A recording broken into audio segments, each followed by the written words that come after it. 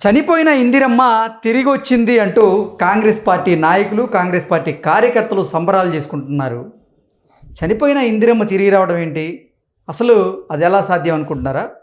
ఇందిరమ్మ రూపంలో ప్రియాంక గాంధీ తిరిగి వచ్చింది. సేమ్ అదే వస్త్రధారణలో ఆవిడ పార్లమెంట్లో అడుగుపెట్టింది అంటూ ఇప్పుడు కాంగ్రెస్ నాయకులు కాంగ్రెస్ కార్యకర్తలు సంబరాలు చేసుకుంటున్నటువంటి నేపథ్యంలో ఈ అంశం మీద మనం విశ్లేషణ చేసుకుందాం. ప్రస్తుతం మనతో పాటున్నారు ప్రముఖ రాజకీయ విశ్లేషకులు, ప్రముఖ సీనియర్ జర్నలిస్ట్ సిఎస్ రావు గారు. సార్తో మాట్లాడారు.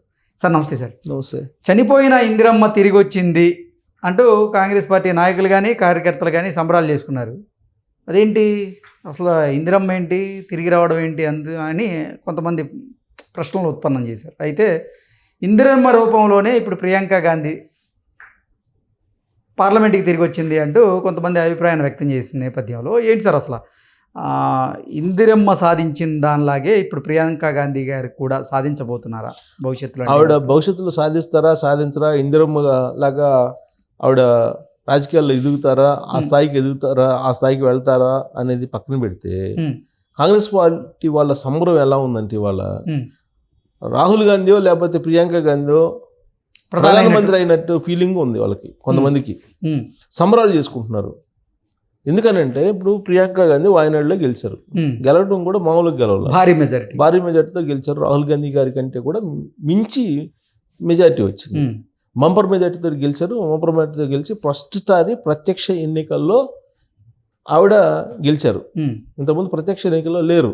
కేవలం తెర వెనుక కొంచెం వ్యూహాలు రచించడం, ఉత్తరప్రదేశ్లో ఆవిడ రాజకీయంగా బాగా ప్రచారం చేయటం అవన్నీ చూసాం లాస్ట్ అసెంబ్లీ ఎన్నికల్లో, అలాగే లోక్సభ ఎన్నికల్లో కూడా చూసాం. అంటే ఉత్తరప్రదేశ్లో ఎక్కువగా కాన్సన్ట్రేషన్ చేశారు ఆవిడ. అలాగే ఉత్తర భారతదేశంలో కూడా కొంత కాన్సన్ట్రేషన్ చేసి అక్కడే ఉన్నారు. సౌత్కి ఇంకా టచ్ కాలే ఆవిడ పెద్దగా. తెలంగాణకు 1-2 సార్లు వచ్చారు కానీ పెద్దగా కాన్సన్ట్రేషన్, బట్ మొత్తం అక్కడ ఆవిడే మొత్తం వ్యూహకర్తగా వ్యవహరించారు. ఇప్పుడు డైరెక్ట్గా రాజకీయ తెర మీదకి ప్రత్యక్షంగా వచ్చారు. ఇంతకుముందు పరోక్షంగా ఉండేవాళ్ళు, ఇప్పుడు ప్రత్యక్షంగా తెర మీదకి వచ్చి రావడంతో 6 కొట్టినట్టు క్రికెట్లో ఆవిడ 4.5 లక్షల పైగా మెజార్టీతో వాయనాడు నుంచి ఎంపీగా గెలవడం జరిగింది.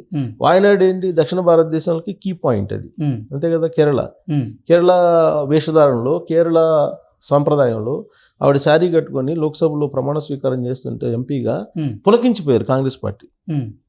ఎందుకు పులకించిపోయారు అని అంటే, ఇప్పుడు జనరల్గా ఆశ కోల్పోయినటువంటి వాళ్ళు, నీళ్ళలో పడినటువంటి వాళ్ళు ఏది దొరికినా కానీ పట్టేసుకొని సురక్షిత ప్రాంతానికి వెళ్ళాలని చెప్పి భావిస్తుంటారు కదా. అదే తరహాలో రాహుల్ గాంధీ గారిని చూశారు. గత దశాబ్దంన్నర నుంచి చూస్తున్నారు ఆయన్ని దాదాపుగా. రాహుల్ గాంధీ గారిని చూస్తున్నారు కానీ రాహుల్ గాంధీ పర్ఫార్మెన్స్ విషయంలో భిన్నాభిప్రాయాలు ఉన్నాయి, కాంగ్రెస్ పార్టీలోనే ఉన్నాయి. ఆయన కొన్ని సందర్భాల్లో చేసినటువంటి పనులు విమర్శలకు కూడా గురైనాయి. అప్పట్లో ప్రధానమంత్రిగా మన్మోహన్ సింగ్ గారు ఉన్నప్పుడు ఆ పేపర్లో చించేశారు ఏదో బిల్లుకి సంబంధించి. అప్పటి నుంచే ఆయన మీద కొన్ని భిన్నాభిప్రాయాలు ఉన్నాయి కాంగ్రెస్ పార్టీకి. తర్వాత ఆయన ఆల్ ఆఫ్ సడన్గా పార్లమెంట్ జరిగేటప్పుడు విదేశాలకు వెళ్ళిపోవటం, ఇవన్నీ కూడా ఆయన మీద విమర్శలు ఉన్నాయి. ప్లస్ ఆయన పర్ఫార్మెన్స్ మీద కూడా అనుమానాలు ఉన్నాయి కొంతమందికి కాంగ్రెస్ పార్టీలో. ఈ మధ్యకాలంలో ఆయన ఏదో జూడో యాత్ర చేపట్టి, తర్వాత న్యాయ యాత్ర చేపట్టి కొంత సక్సెస్ అయ్యారు. కానీ జనరల్గా ఆయన పర్ఫార్మెన్స్ మీద పూర్తి స్థాయిలో అందరికీ ఆమోదయోగ్యం అయితే లేదు. ఈవెన్ ఆయన ఏఐసిసి అధ్యక్షుడిగా కూడా కొనసాగడానికి లేదని చెప్పి కొంతమంది వ్యతిరేకించారు కదా. అసలు గాంధీ ఫ్యామిలీ ఉండకూడదని చెప్పేసి G28 ఎంపీలు కొంతమంది సోనియా గాంధీ గారి మీదనే రివర్స్ అయ్యారు. అసలు ఒక సందర్భంలో CW సమావేశంలో నెక్స్ట్ ఎవరు అనే దాని మీద ఆ నిర్ణయం తీసుకోలేక చాలా రోజుల పాటు ఏఐసిసి అధ్యక్షుని పదవి ఖాళీగా పెట్టారు. ఎవరిని చేయాలి అనేది అర్థం కాక లాస్ట్కి ఖర్గే చేశారు, అది వేరే. ఖర్గే గారు ఇప్పుడు ఉన్నారు. కానీ ఒకనొక మూమెంట్లో ప్రియాంకని చేయాలా, లేకపోతే రాహుల్ గాంధీని చేయాలా, లేకపోతే సోనియా గాంధీని మళ్ళీ పెట్టుకోవాలా, ఇవన్నీ రకరకాల చర్చలు నడిచినాయి. CWSలో చర్చ జరిగినప్పుడు అసలు గాంధీ వారసులుగా ఎవరు ఉండాలి, ప్రియాంక గాంధీ ఉండాలా లేదంటే రాహుల్ గాంధీ ఉండాలా అనే దాని మీద కూడా చర్చ జరిగింది. ఇక్కడ సోనియా గాంధీ గారు ఎవరికి మొగ్గు చూపుతున్నారు అనేది కూడా లీక్ అయింది కొన్ని నేషనల్ మీడియాలో. సోనియా గాంధీ గారు రాహుల్ గాంధీ గారి కన్నా కూడా ప్రియాంక గాంధీ గారి వైపే మొగ్గు చూపుతున్నారు అనేది ఒకటైతే, ఆ G20కి సంబంధించినటువంటి వాళ్ళు కూడా కొంతమంది రాహుల్ గాంధీ నాయకత్వాన్ని వ్యతిరేకిస్తూ ప్రియాంక గాంధీ నాయకత్వాన్ని సమర్థించారు అనేది కూడా వినిపించింది. సరే, ఇన్ని భిన్నాభిప్రాయాలు ఉన్నా కానీ కాంగ్రెస్ పార్టీకి రాహుల్ గాంధీ నాయకత్వంలోనే ఇప్పటివరకు కాంగ్రెస్ పార్టీ నడుచుకుంటూ వచ్చింది. కానీ ఎక్కడ పర్ఫార్మెన్స్ ఎక్స్పెక్ట్ చేసినంత లేదు, కనిపించట్లా. ఈవెన్ మహారాష్ట్రలో పోయింది, మహారాష్ట్రలో దారుణమైన పరిస్థితి కదా కాంగ్రెస్ పార్టీ. హర్యానాలో గెలుస్తామని చెప్పి కాంగ్రెస్ పార్టీ అధికారంలో రాకుండా పోయింది కదా. సో ఎక్కడ పర్ఫార్మెన్స్ ఎక్కడ ఉంది? రాహుల్ గాంధీ ఆధ్వర్యంలో లేదు. కాబట్టి ప్రియాంక మీద చాలా మందికి హోప్స్ ఉన్నాయి. అంటే కాంగ్రెస్ పార్టీలోనే ఒక గ్రూపు రాహుల్ గాంధీని నమ్ముకుంటే మరో గ్రూపు ప్రియాంక గాంధీ వస్తే బాగుంటుంది, ప్రియాంక గాంధీ వస్తే కనుక కాంగ్రెస్ పార్టీకి పూర్వవైభవం వస్తుంది, ఆవిడలో ఇందిరమ్మ చూసుకుంటున్నారు ప్రజలు, ఇందిరమ్మకు సంబంధించినటువంటి లుక్స్ ఉన్నాయి, ఇందిరమ్మకు సంబంధించినటువంటి వాక్చాతుర్యం ఉంది, ఆ చురుకుదనం ఉంది, ఆ ప్రజల్లోకి వెళ్ళేటువంటి అది డెసిషన్ తీసుకునేటువంటి నిర్ణయం ఉంది. కాబట్టి ఇందిరమ్మ క్వాలిటీస్ ఎక్కువగా రాహుల్ గాంధీ కన్నా కూడా ప్రియాంకలో ఉందని చెప్పి నమ్మేటువంటి వాళ్ళు కాంగ్రెస్ పార్టీలో చాలామంది ఉన్నారు. ఇలాంటి పరిస్థితుల్లో పార్లమెంటు వేదికగా పార్లమెంటు బయట గ్రాఫ్ పడిపోతుంది రాహుల్ గాంధీది. ఇలాంటి పరిస్థితుల్లో నీకు ప్రియాంక ఎంటర్ అయ్యారు లోక్సభలో ఎంటర్ అయ్యేటప్పటికి కాంగ్రెస్ పార్టీ వాళ్ళు సంబరాలు చేసుకుంటున్నారు. ఎందుకంటే ప్రియాంక వచ్చేసింది, ఇక కాంగ్రెస్ పార్టీ అధికారంలోకి వస్తుంది, దేశవ్యాప్తంగా కూడా కాంగ్రెస్ పార్టీ మళ్ళీ పూర్వవైభవం సంతరించుకోబోతుంది, మరో ఇందిరాగాంధీ వచ్చింది.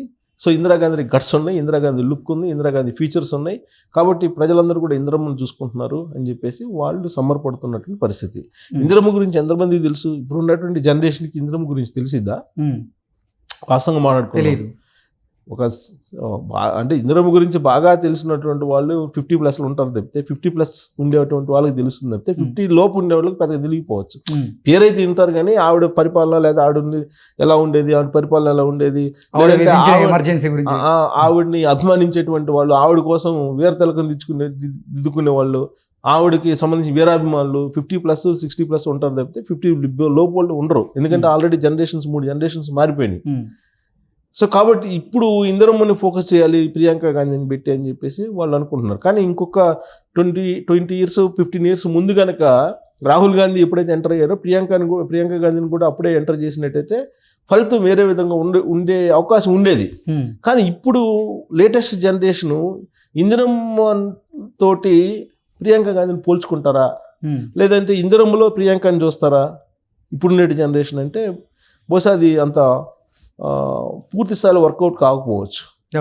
కాంగ్రెస్ పార్టీని అనాదిగా ఫాలో అవుతున్నటువంటి వాళ్ళు ఏదన్నా ఉండొచ్చేమో కానీ కొంతమంది, బట్ వీళ్ళు ఎక్స్పెక్ట్ చేసినంత, వీళ్ళు పండుగ చేసుకున్నట్టు, వీళ్ళు సంబరాలు చేసుకున్నంత స్థాయిలో ఆవిడని ఇందిరాగాంధీలో లేదంటే ఈవిడలో ఇందిరాగాంధీని చూస్తారని చెప్పేసి పూర్తి స్థాయిలో మనం అనుకోవడానికి లేదు. కానీ కాంగ్రెస్ పార్టీ వాళ్ళు మాత్రం అనుకుంటున్నారు.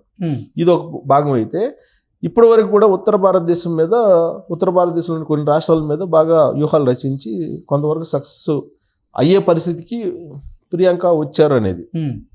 ఇప్పుడు దక్షిణ భారతదేశం ప్రియాంక గారికి అప్పచెప్పి, ప్రియాంక గాంధీకి ఉత్తర భారతదేశం యొక్క బాధ్యతలు పూర్తి స్థాయిలో రాహుల్ గాంధీకి అప్పచెప్పి, అటు ఉత్తర భారతదేశంలో రాహుల్ గాంధీ, ఇటు దక్షిణ భారతదేశంలో ప్రియాంక ఇద్దరు ఆయా రాష్ట్రాల మీద పట్టు సాధించాలి కాంగ్రెస్ పార్టీకి అనేటువంటి ఒక వ్యూహాన్ని కూడా రచిస్తున్నట్టు తెలుస్తుంది. బహుశా నేను అనుకోవటం December 1st weekలోనే ఏమో CWC సమావేశం కూడా ఉంది. ఇంకా డేట్ మరి నాకు కరెక్ట్గా చదివాను, డేట్ ఇంకా అనౌన్స్ చేశారో లేదో తెలియట్లేదు. బట్ CWC మీటింగ్లో ఖచ్చితంగా కీలకమైన నిర్ణయం అయితే తీసుకునే అవకాశం ఉంది.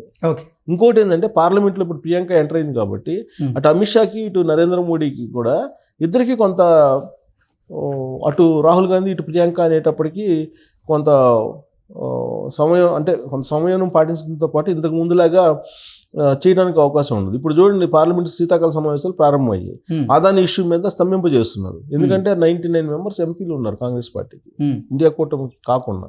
సో కాంగ్రెస్ పార్టీ బలమైన ప్రతిపక్షంగా ఉంది. ఇలాంటి సందర్భంలో అందుట్లో వాయిస్ బాగా వినిపించి ఫోర్స్ఫుల్గా ప్రజల్లోకి తీసుకెళ్లటంలో ఆవిడకి ఎక్స్పర్ట్ ఉంది. ఎవరికి? ప్రియాంక గాంధీకి. రేపు లోక్సభలో కనుక మాట్లాడటం మొదలు పెడితే మరి నరేంద్ర మోడీ అలాగే అమిత్ షా గ్రాఫ్ ఏంటి అనేది కూడా ఒక చర్చ నడుస్తుంది. సో రాబోయేటువంటి రోజులు సమీప భవిష్యత్తులోనే కాంగ్రెస్ పార్టీ యొక్క మనుగడ భవిష్యత్తులో ఏంటి, మళ్ళీ తిరిగి పూర్వవైభవం సంతరించుకుంటుందా అనేది ఒక స్పష్టత వచ్చే అవకాశం ఉంది ఈ పార్లమెంట్ సమావేశాలు అయిపోయేటప్పటికి. Okay sir, thank you so much. Thank you.